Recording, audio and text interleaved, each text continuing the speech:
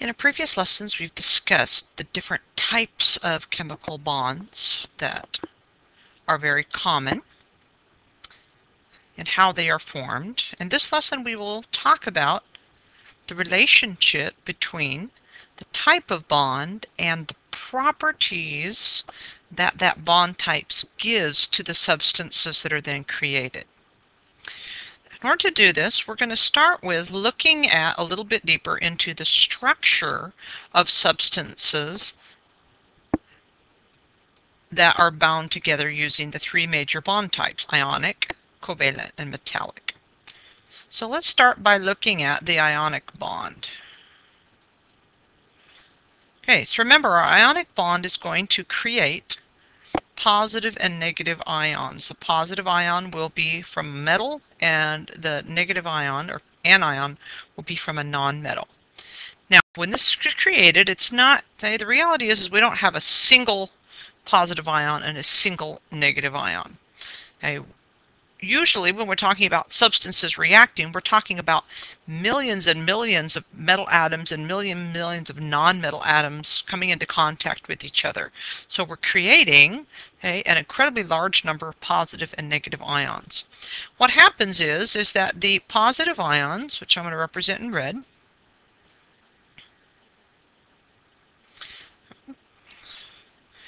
and the negative ions, which I'll represent with green, will arrange themselves in order to maximize attraction and minimize repulsion.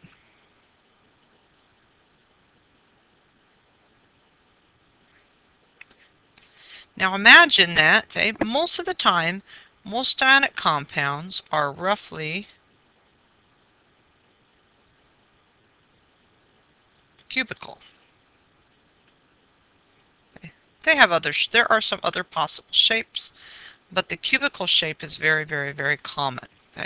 So imagine that we have this alternating positive-negative ion arrangement, but it's three-dimensional. It's not flat. So we can describe this as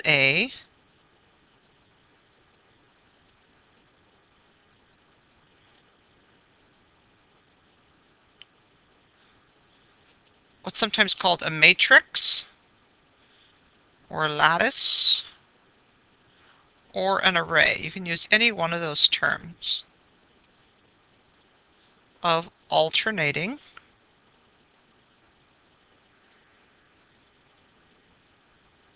positive and negative ions. Okay, so that's our structure of an ionic bond. The term, the general term that we use for this is called, sorry, can't spell.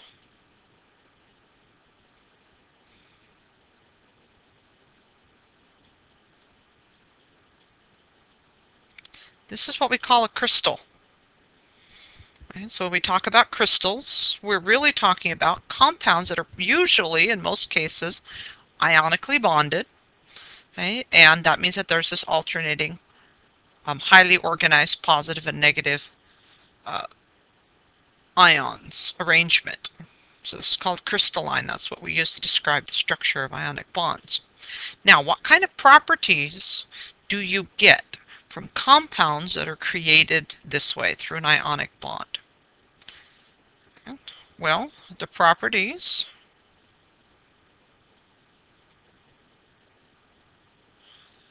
one of them you get is a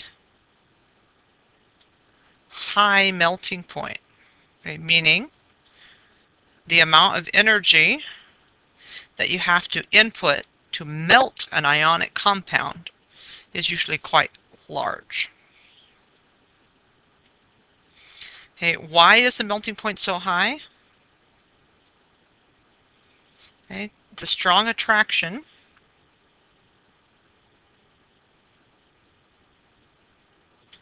between the positive and negative charges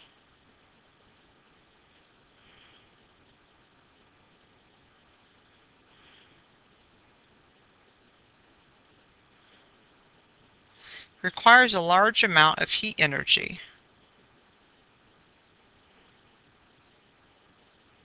to separate them.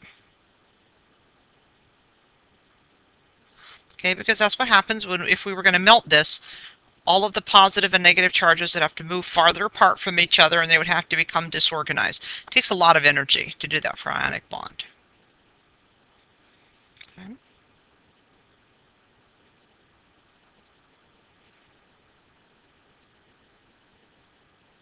Okay. They're usually solids. Why are they usually solid? Okay.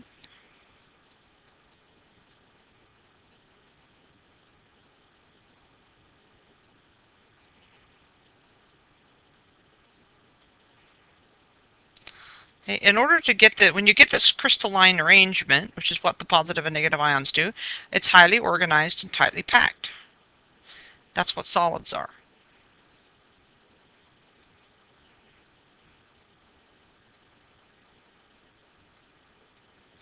They're usually soluble in water. Now, water is an unusual compound.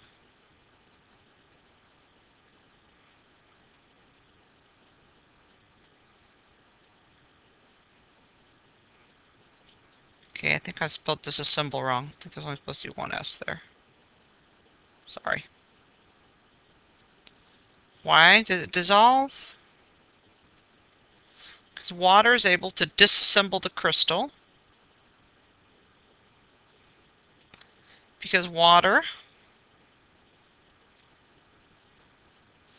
has positive and negative areas. Okay, so the positive areas of water are attracted to the negative ions and are able to remove them, and the negative areas of water are attracted to the positive ions and are able to kind of attract them and pull them away.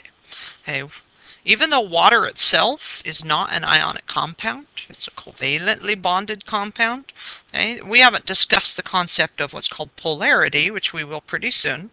Okay, but water is a molecule that's what we call polar, which means it has positive and negative kind of areas. They're partially positive or negative, but they're positive and negative enough that they can take a crystal apart.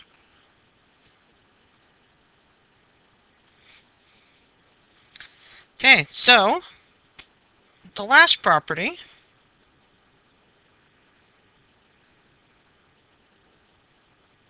is conductivity of electricity.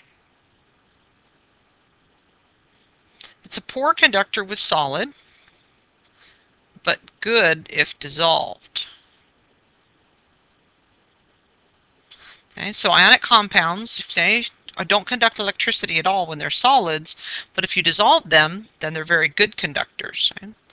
Because, like we discussed when we talked about metallic bonds, okay, electrical current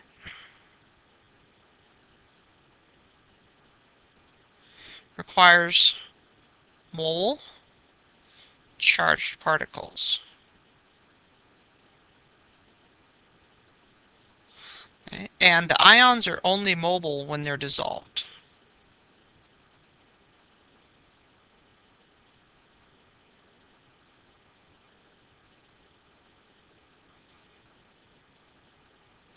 Okay, so when they're solid, there are positive and negative, there are charged particles present, but they're kind of locked into place in the crystal. They can't move around, so electrical current can't pass through it very well.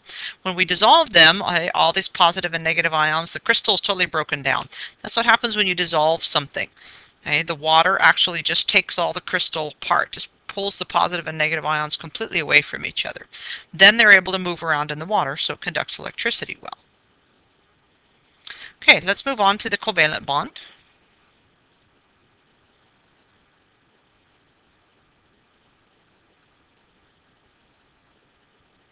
Okay, the covalent bond is comprised of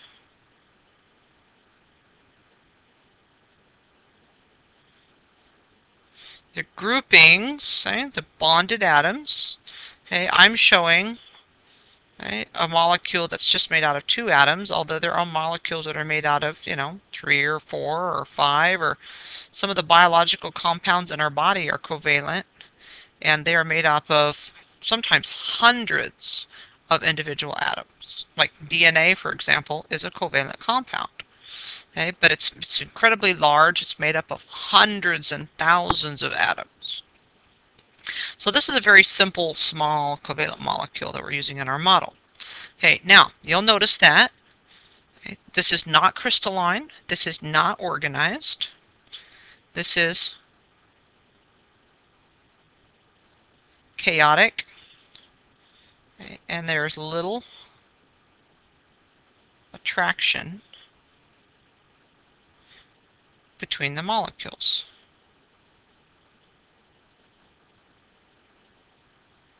Okay, so these two atoms are bonded together. So obviously there's a great deal of attraction between this atom and this atom. But between this molecule and this molecule, very little attraction at all. Okay, it's like couples at a dance. Okay, they're really into each other, but they really don't care about everyone around them. They're kind of in their own little world. So that means that there are certain properties that come from this type of organization.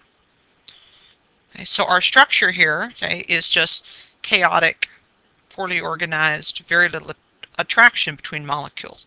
Looks very different than our beautifully organized ionic compound here. Okay, so let's look at the properties.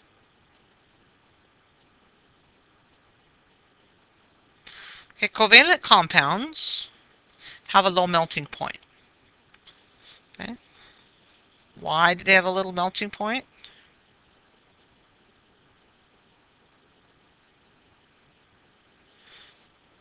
The small amount of attraction between molecules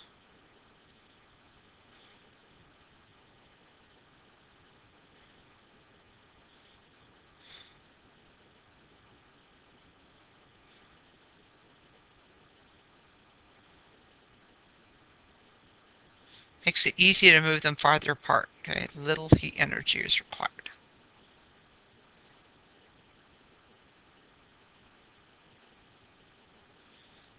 Okay. Most of these are liquids or gases.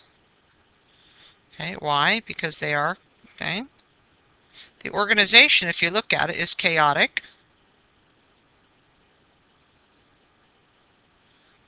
and spread apart, which is just, that's what liquids and gases look like. Okay? So having that type of arrangement is what we expect to see from liquids and gases.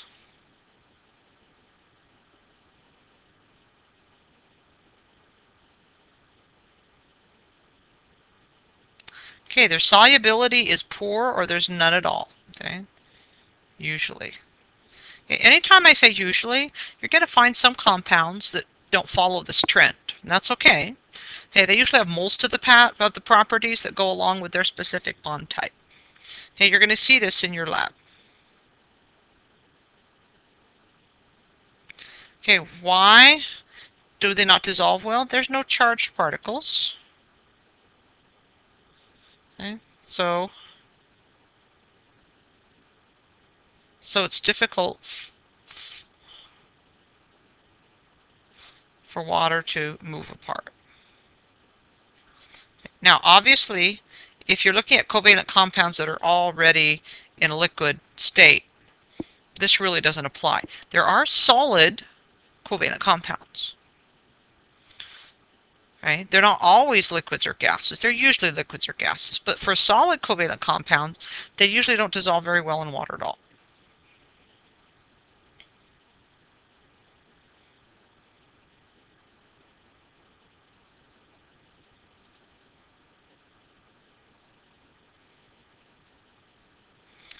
Conductivity is usually poor. Why? Because there aren't any charged particles to allow for current.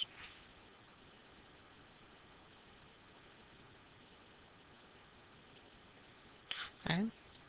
Now, just a note for yourself. Okay.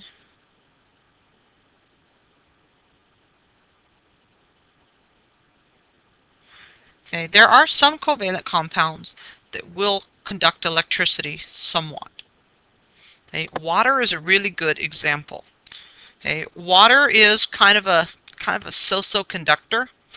Hey, we were always taught when we're kids that, you don't touch, electricity running through water is dangerous. You can't drop the curling iron or the blow dryer or the toaster into the bathtub or you electrocute yourself. Hey, don't be in a swimming pool when there's a lightning storm. Hey, but the reality is that pure water is a poor conductor. Okay? It does conduct a little bit, but it's not a very good conductor. But most of the water that we encounter when we're talking about our bathtub or in our swimming pool is not pure water. It has a lot of ionic compounds that are just kind of dissolved in it. Okay, it's a relatively low level, but you can. Okay, so that's what the minerals we say in our water, okay, that make our water hard. If you have hard water, okay, that's ionic compounds that are naturally dissolved in your water. Okay, you can clean them out. Okay, but because they're there, okay, so if you're a swimming pool, yeah, you dump in acid and things like that. Most of those are ionic compounds. They dissolve nicely, and they then allow the electrical current to be conducted a lot better through water. In your bathtub, you got tap water, plus if you've been in the bathtub, all of the salts and things off of your body, which are ionic compounds, have washed off in the bathtub. Okay, so that's the reason why. But generally, covalent compounds are pretty bad conductors. Okay, lastly, we're just going to go back and review over the metals.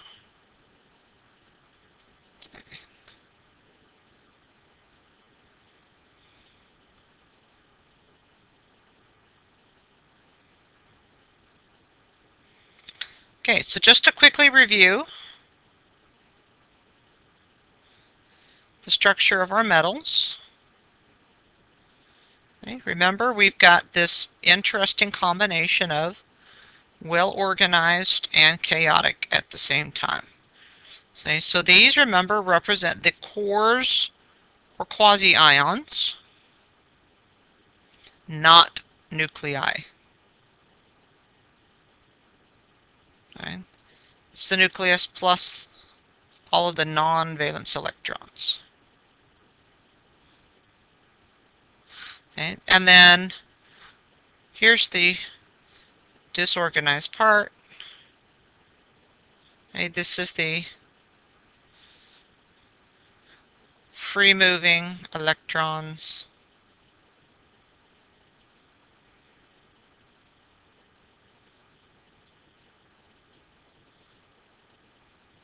Moving around. Okay. So remember, this is called the electron C. That's the name of the arrangement. Okay, so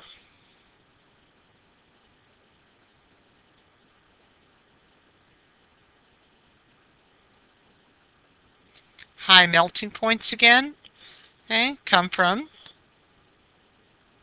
strong attraction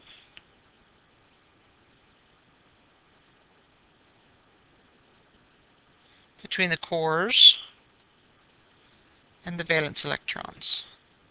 Okay, the electrons are free enough that they can move from orbital of one atom to orbital of the next.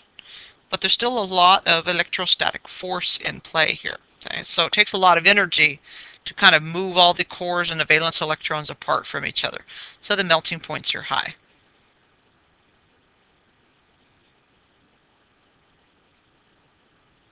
Okay? Metals are usually solids, okay, for the same reason. Okay? They are a lot of strong attraction, okay, and it is a fairly organized and tightly packed arrangement. That's what makes something a solid. There's not a lot of motion available for the cores. The electrons are in motion, the cores not so much. Okay.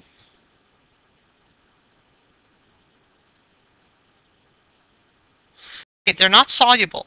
Even though there's all this positive and negative charge, okay, the cores are not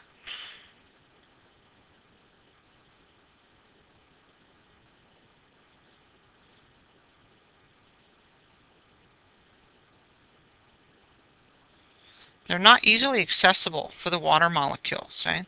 The water molecules out here can't pull an entire electron away. They don't have the ability to do that. Okay? And so they really can't, they can't take the electron C apart. Okay, so because solubility means water would have to break up this arrangement. Okay, and because we're not talking about positive and full positive and negative charges here, okay, water can't do a really good job of pulling it apart. Okay, and the last thing is that metals are excellent conductors. Okay, why? Because the mobile sea of electrons